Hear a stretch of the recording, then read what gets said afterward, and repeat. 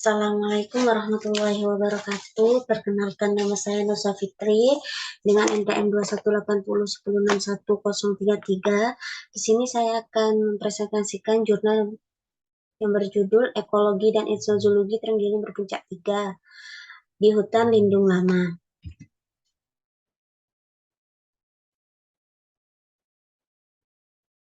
Pendahuluan, terenggiling berpuncak 3 adalah salah satu dari 8 spesies terenggiling yang berasal dari Afrika yang tersebar dari Senegal hingga Kenya bagian barat, dan dari Afrika bagian selatan hingga Zambia. Daging terenggiling populer di Afrika Barat, di mana ia banyak diburu dan akibatnya terjadi penurunan populasi terenggiling meskipun perdagangan komersial semua spesies terenggiling dilarang. Terenggiling tidak bertahan hidup dengan baik di penangkaran, dengan tingkat kematian hingga 71% pada tahun pertama penangkaran. Diyakini melahirkan satu keturunan setiap tahunnya.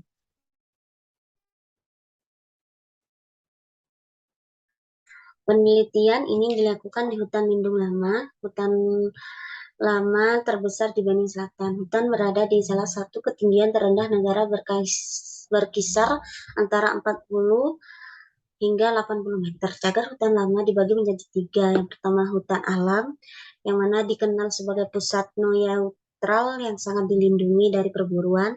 Yang kedua, perkebunan jati. Dan yang terakhir, zona perbatasan. Desain studi dan pengumpulan data. Kami mensurvei terenggiling baik di NF maupun di FP menggunakan metode transek titik yang dikombinasikan dengan penelitian keberadaan oportunistik.